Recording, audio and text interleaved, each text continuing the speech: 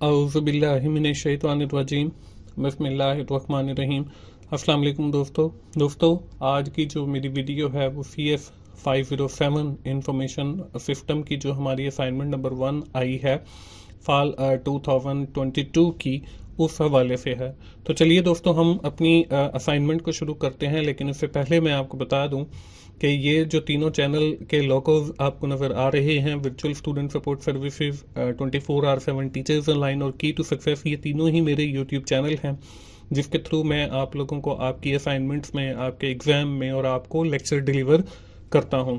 तो मेरी तमाम दोस्तों से गुजारिश है कि जिन दोस्तों ने ये सब्सक्राइब नहीं किए वो जल्दी से सब्सक्राइब कर लें ताकि मेरी हर आने वाली वीडियो आप लोगों तक पहुंच सके।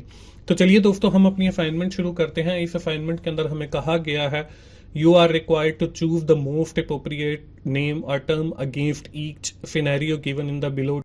You are required to write only index number 1 to 11 कि हमने इंडेक्स नंबर लिखने of the terms name against each scenario in the given table.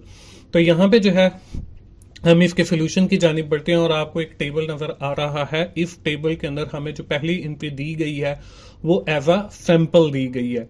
तो यहाँ पे देखें, हमें लिखा हुआ है कोर्स टाइटल इंफॉर्मेशन सिस्टम और इसका जो आंसर है वो CS 507 जो हमें एक लिस्ट दी गई है उसके अंदर CS 507 लिखा हुआ है। तो ये हमने यहाँ पे इसका इंडेक्स नंबर जो भी है 2 है या 1 है वो हमने एंटर करना है। इसके बाद हमें जो पहली जो स्टेटमेंट दी गई है वो बनती तो दूसरी है लेकिन हमारे लिए पहली है, वो ये है कि a report on how much the temperature will increase in the next 100 years कि हमारा जो टेम्परेचर है वो कितना इंक्रीज होगा आइंदा आने वाले 100 सालों के अंदर। तो ये हमारी एक इंफॉर्मेशन हमें दी गई है और इसका जो इंडेक्स नंबर है वो 11 है। आपने अपने जो सोल्यूशन के अंदर लिखना है वो सिर्फ और सिर्फ इस आंसर वाले कॉलम के अंदर 11 लिखना है। इंफॉर्मेशन जो है वो मैंने आपको सिर्फ बताया है कि इसका जवाब जो है वो इंफॉर्मेशन है। इसके बाद हमारी सेकंड स्टेटमेंट है the type of source of information include sales report, financial document, human resource information etcetera. तो इसका जो करेक्ट इंडेक्स नंबर है वो 10 है जिसके ऊपर हमें बताया गया internal source of information in the organization कि हमारी जो सेल्स रिपोर्ट है, हमारे जो फाइनेंशियल डिपार्टमेंट है के डॉक्यूमेंट है, ह्यूमन रिसोर्स इंफॉर्मेशन की जो इंफॉर्मेशन है, ये सारी हमारी किसी भी कंपनी की इंटरनल इंफॉर्मेशन है। इसके बाद हमारी जो नेक्स्ट स्टेटमेंट है it begin followed quite often where the decision is made directly through the input data processed with the predefined regular rules and regulations. Once you have identified the required information, then you also get an idea of the decision that need to be made. अब यहाँ पे इसमें हमें दो चीजें बताई गई हैं कि एक pre defined rules and regulations की बात की गई है, दूसरा इनपुट डेटा की बात की गई है और तीसरा फिर डिसीजन की बात की गई है। तो इन तीनों चीजों को अगर हम मिलाएं तो ये हमारे स्ट्रक्चर जो है डिसीजन मेकिंग अप्रोच है और इसका इंडेक्स नंबर जो है वो 9 है। अब इसमें देखें रूल्स एंड रेगुलेशन पहले से बने हुए हैं कि अगर कोई मसला आता है तो आपने ये फैसला करना है। तो ये हमारा स्ट्रक्चर डिसीजन मेकिंग अप्रोच के अंदर आता है जिसका इंडेक्स नंबर 9 है।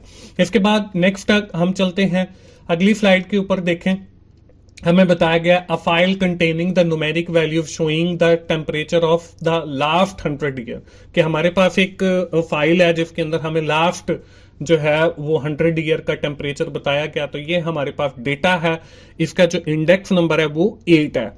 इसके बाद आगे फर्दर देखें the regulatory actions on the environmental pollution, the rules and laws regarding the employment regulation and the minimum wages laws and the regulation relating the safety of food and medicine to protect both the consumer as well as the entrepreneur. These regulatory activities which consist of limits and restrictions.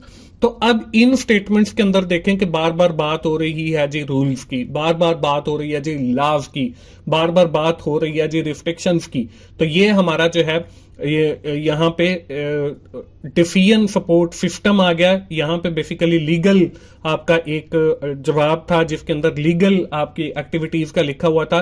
तो यहाँ पे इसका जो जवाब है वो legal वाला आएगा। यहाँ पे डिसीजन सपोर्ट सिस्टम जो है वो गलत आ गया। तो मैं आपको बताता चलूं कि मैं बार बार आप लोगों को हर बार यही कहता हूं कि मेरी वीडियोस जो है वो कंप्लीट शुरू से लेकर आखिर तक देखा करें, ताकि अगर कोई बात कहीं पर कोई गलती आती है तो वो मैं बोल जाता हूं, लेकिन कुछ लोग जो है वो इसको स्किप कर देते हैं, तो वो फिर उनका आंसर जो है वो गलत हो जाता है। तो यहाँ पे वो लीगल वाला आंसर आएगा और उसका इंडेक्स नंबर भी आपने देख लेना। ये जब मैंने फॉर्मेट को कॉपी पेस्ट किया तो आई थिंक कि मैं इसको चेंज करना भूल गया था। इसके बाद हमारा क्वेश्चन नंबर 7 है, they are generally based on the principle that are not well defined and information is more likely to be ambiguous, incomplete, and the authority or decision maker may need to the practice some thoughtful judgment or creative thinking to develop the better solution।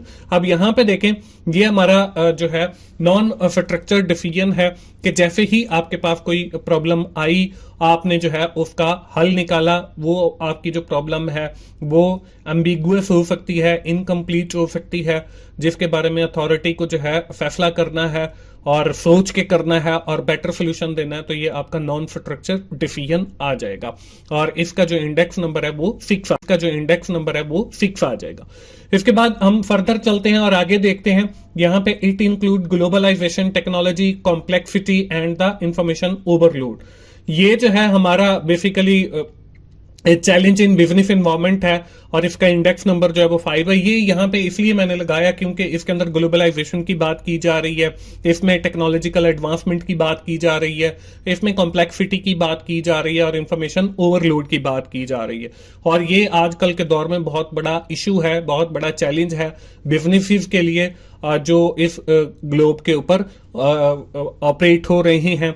उनको ये technological भी problems हैं, उनको globalisation के भी issue हैं, उनकी complexities भी बढ़ गई हैं और इंफॉर्मेशन ओवरलोडिंग का भी इशू है कि इंफॉर्मेशन बहुत ज्यादा हो गई है और इसका जो आंसर है वो इंडेक्स नंबर 5 है।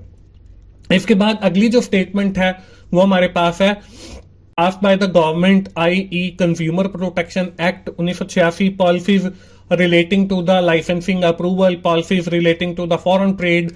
As an example of companies have abide the labor laws in order to avoid the penalty from the government side।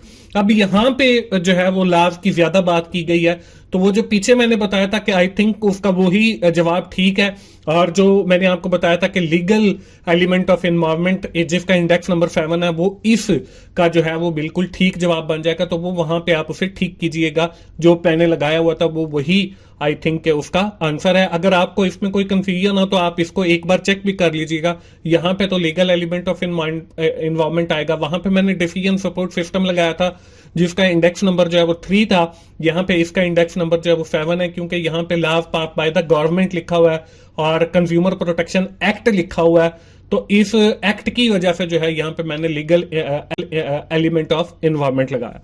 इसके बाद अगर हम फर्दर चलते हैं, a person visit a shopping mall to buy the more grocery, he collect desired item and go to the counter. Person available on the counter scan the product to calculate the bill through a computer application। के एक आदमी shopping mall के अंदर गया, उसने कुछ grocery लेनी है और फिर वो काउंटर पे जाता है और उसको जो है बार कोड को स्कैन करता है ताकि उसका बिल जनरेट हो सके। तो ये हमारा जो ऐसा सिस्टम होता है इसको हम ट्रांजैक्शन प्रोसेसिंग सिस्टम कहते हैं, जिसका इंडेक्स नंबर जो है वो 4 है।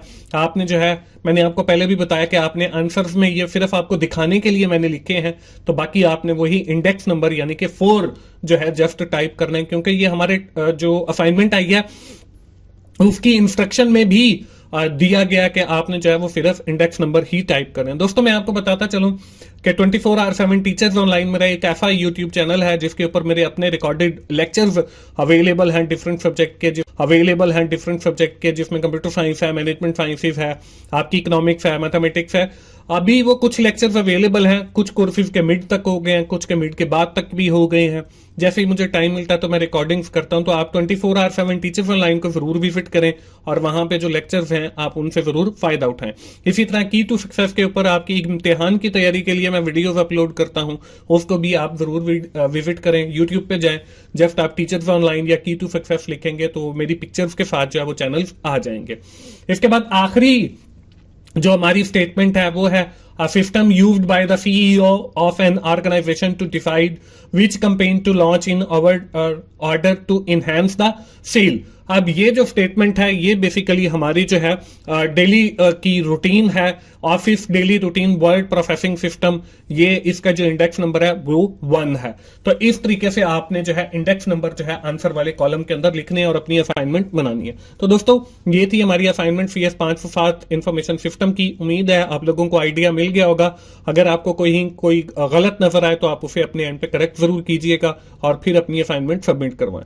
दोस्तों आज की वीडियो हम यही खत्म करते हैं और आखिर में मैं यही कहूंगा कि अगर मेरी वीडियोस आपको अच्छी लगी तो आप उन्हें लाइक कीजिए, अपने दोस्तों के साथ शेयर करें जिनका ये सब्जेक्ट है, ताकि उन्हें भी फायदा हो। मिलते हैं अगली किसी असाइनमेंट सोल्यूशन के साथ, उस वक्त तक के